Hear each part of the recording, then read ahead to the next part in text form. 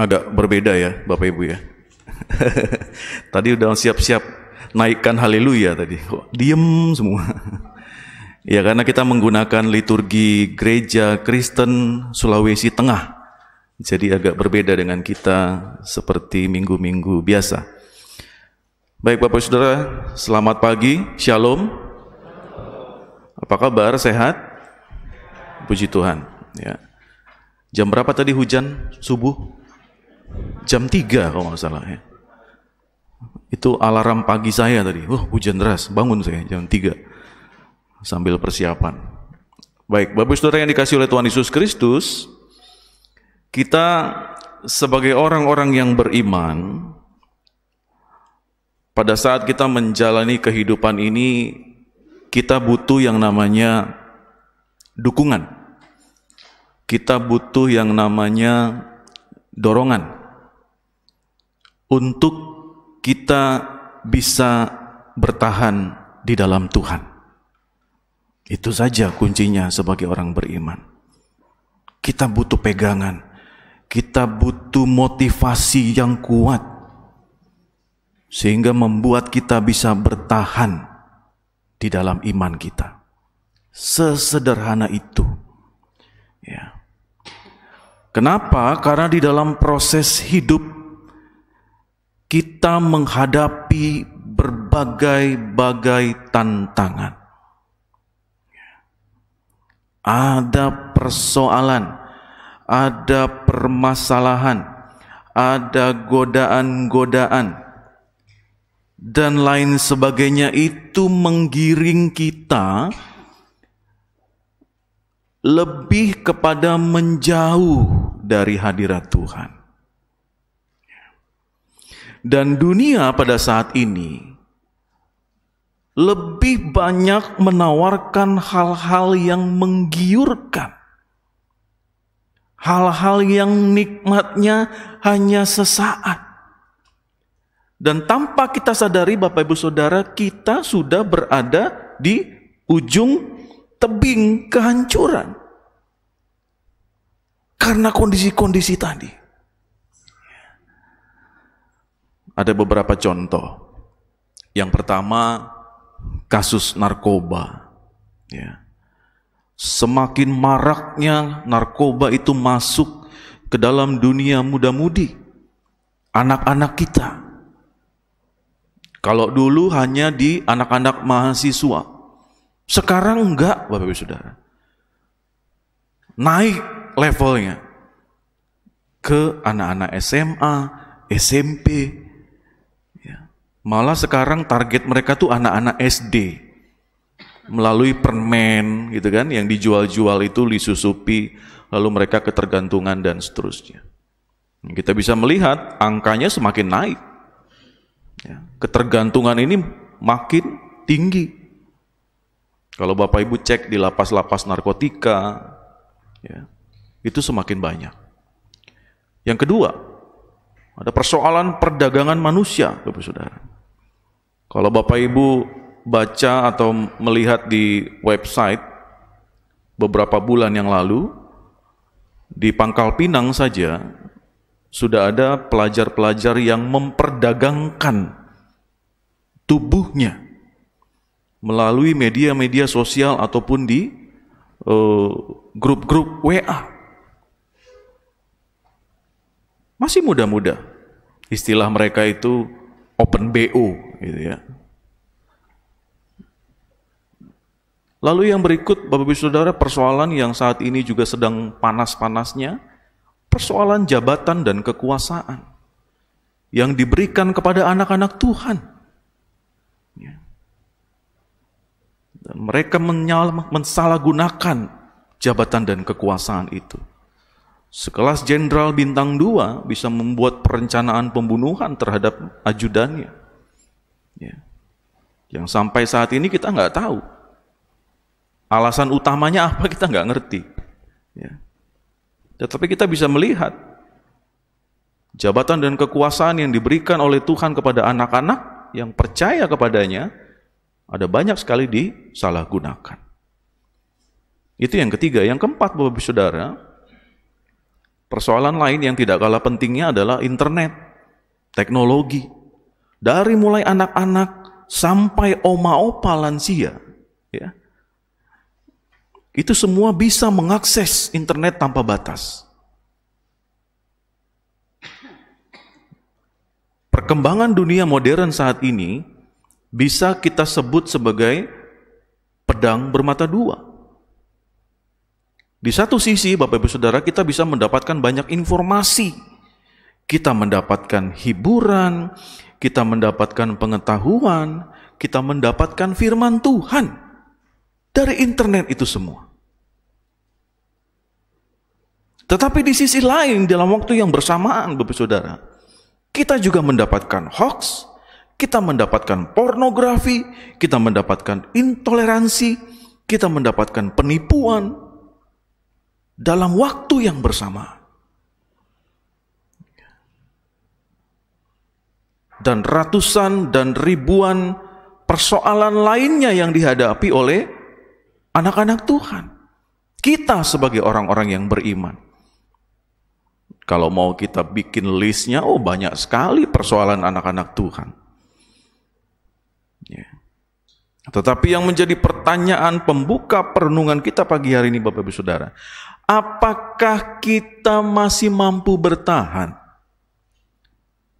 Dengan semua persoalan tadi, apakah kita masih tetap setia? Dengan segala godaan tadi, apakah kita masih mau bertahan? Masih tetap taat sama Tuhan? Apakah kita masih bisa bertumbuh dalam keimanan kita? Nah, itu yang harus kita renungkan bersama. Terkhusus pada pagi hari ini, Bapak Saudara. Pada saat kita hidup di tengah hutan rimba persoalan, masihkah kita tetap menyembah Tuhan?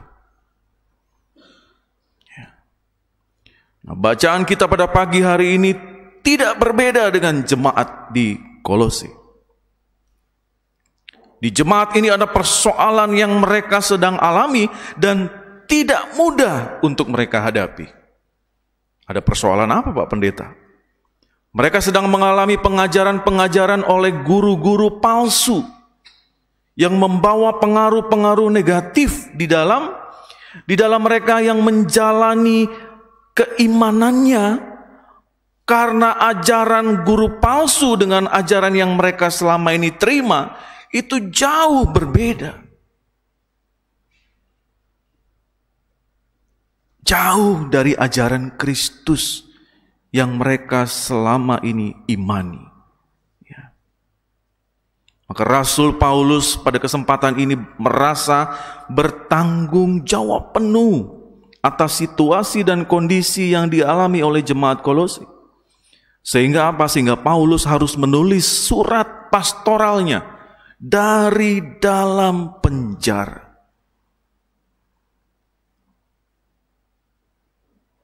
Semua pihak, kita bisa lihat Bapak Ibu Saudara, semua pihak sedang bergumul. Ya. Saya rasa kalau hidup dalam penjara, tidak ada yang enak. Pada zaman itu saya rasa tidak ada TV kan, tidak ada listrik, tidak ada internet, tidak tapi dia harus menulis surat pastoral itu. Ya. Nah, kita bisa lihat Bapak Saudara, surat Kolose yang ditulis oleh Paulus ini, isinya adalah untuk mengingatkan, isinya adalah untuk mendorong jemaat ini agar mereka tetap hidup di dalam Kristus. Supaya mereka tidak mudah dibodohi oleh guru-guru palsu itu, oleh ajaran-ajaran sesat itu yang tidak sesuai dengan ajaran Kristus.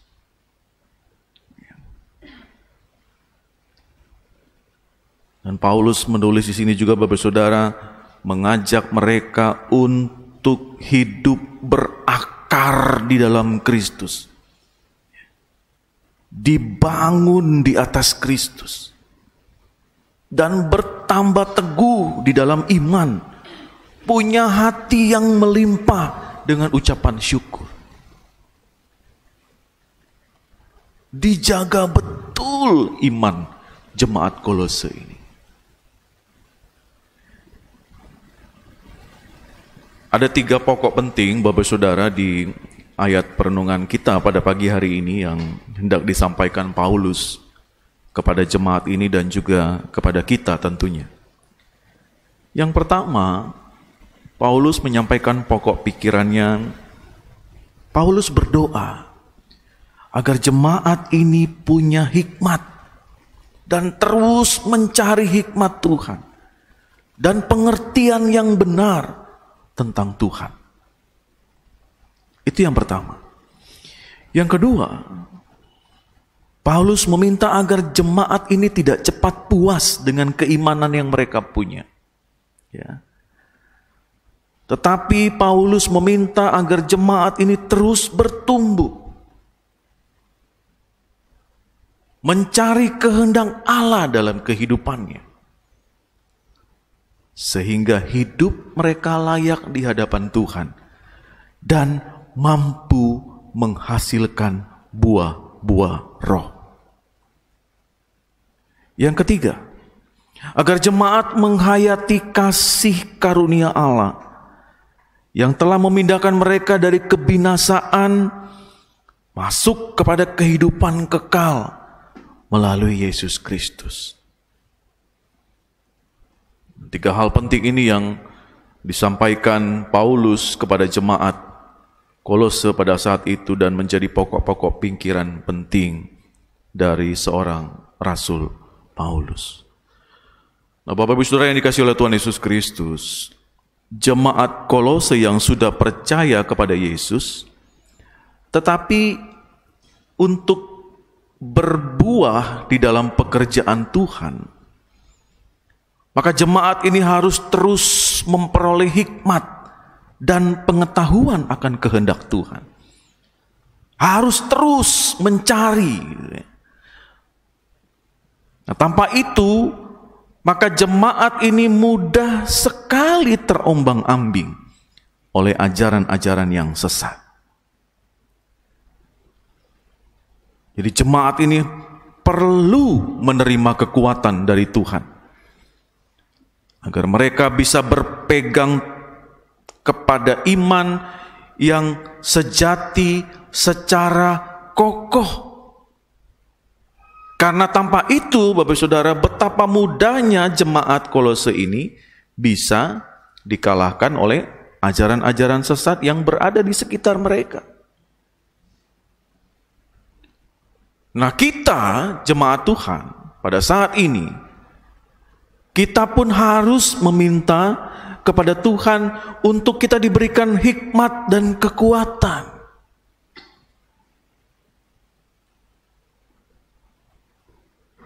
Kita sudah hidup di dalam masa pandemi, hampir 3 tahun kan? Ya, ada banyak hal yang berubah di dunia ini.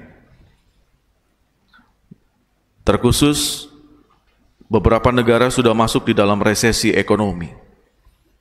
Mau tidak mau, Indonesia pasti akan kena imbasnya. Salah satunya, kedelai yang sudah mahal.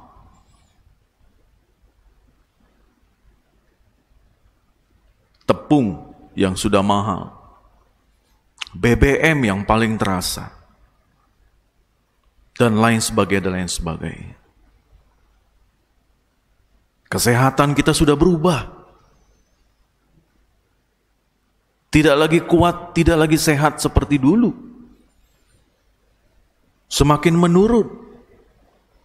Apalagi yang alumni COVID.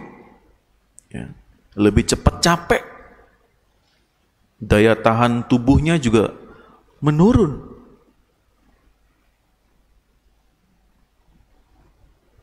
Di sini Bapak Saudara, kita juga harus meminta hikmat dan kekuatan dari Tuhan. Kita tidak pernah tahu apa yang akan kita hadapi 1 minggu ke depan, 1 tahun ke depan, 10 tahun mendatang, nggak tahu kita. Ada yang pernah tahu kita kena COVID 2019? Amit-amit, Pak Pendeta. Kita harus semakin mengenal kehendak Tuhan, Bapak Saudara. Kita harus senantiasa kuat di dalam kita menghadapi cobaan-cobaan terhadap iman kita. Pada saat kita divonis sakit penyakit, tegarkah kita? Pada saat Tuhan mengambil orang-orang yang kita kasihi, masihkah kita tegar? Pada saat Tuhan mengambil pekerjaan kita, lalu kita menjadi pengangguran, usaha kita menurun, bahkan bangkrut, siapkah kita bertahan dalam keimanan itu? Pada saat kita dipanggil untuk melayani, menjadi presbiter di gereja ini, siap nggak?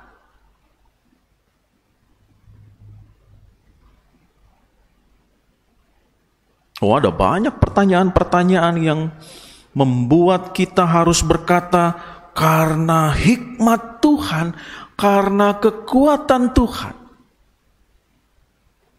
saya mampu menghadapi semuanya. Tapi kadang-kadang ya nggak 100%. Anak-anak Tuhan juga masih saja mengalami cobaan-cobaan yang ya kedagingan masih bisa terjadi. Hari ini Bapak Saudara kita masuk di dalam meja perjamuan kudus. Kita diajak untuk memaknai kembali akan pengorbanan Kristus untuk keselamatan manusia atas dosa dan kesalahan yang kita buat. Anggur yang tercurah, roti yang terpecah sebagai perlambang darah dan tubuh Kristus harus bisa membuat setiap kita secara pribadi itu semakin teguh berpegang kepada iman yang sejati. Proses ini adalah sebuah peringatan memaknai kembali. Walaupun banyak pergumulan setiap kita secara pribadi, ada persoalan, ada tantangan yang kita alami, tetaplah semakin berakar di dalam Kristus, dibangun di atas Kristus, dan kita punya hati yang melimpah dengan ucapan syukur.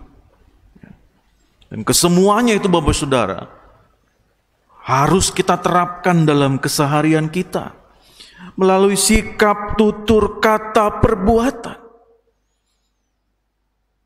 Apa yang Bapak Ibu lakukan itu mencerminkan siapa Tuhanmu. Apa yang kau ucapkan itu mencerminkan siapa Yesus yang kau sembah. Disitulah Bapak Saudara kita mengalami dan merasakan yang namanya pertumbuhan di dalam iman kepada Tuhan. Ada progresnya. Kita naik levelnya.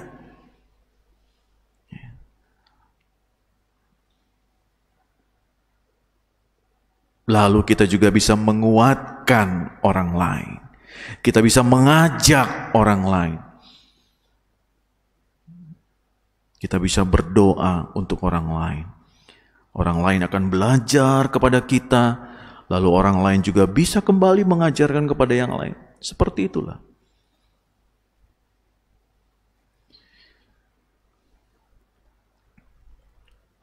Seseorang yang bernama Charles Crozat Converse, bisa ditampilkan fotonya, Dharma?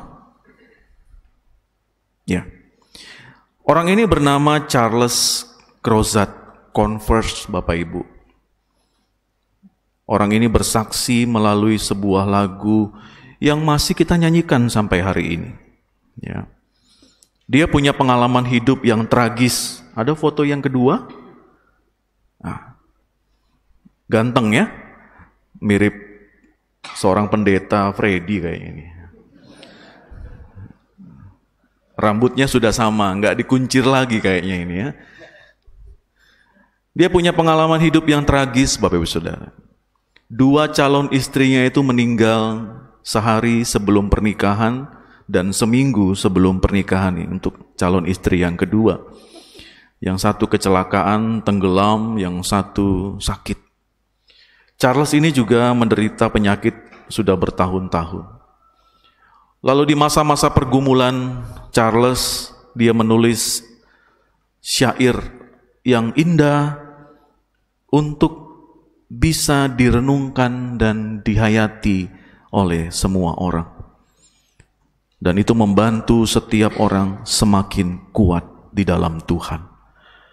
Lagu ini diciptakan tahun 1868. Terciptalah lagu yang berjudul What a Friend We Have in Jesus. Lagu ini memperlihatkan bahwa di tengah badai pergumulan yang dialami oleh seseorang, orang itu harus terus bertumbuh. Dia harus bisa memasrahkan dirinya kepada Tuhan. Karena bagi Charles, Tuhan adalah penolong dan penghibur yang sejati. Mari Bapak Ibu Saudara kita nyanyikan lagu ini. Umur lagu ini sudah 154 tahun. Yesus, kawan yang sejati.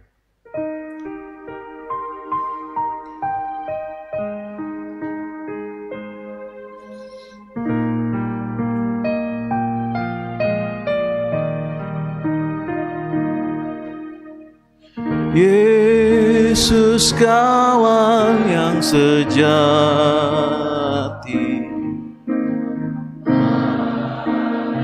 Kita yang lemah, tiap hal boleh dibawa dalam doa padanya. Oh, betapa kita susah dan percuma berlelah bila kurang pasrah diri dalam doa padanya. Ayat yang kedua.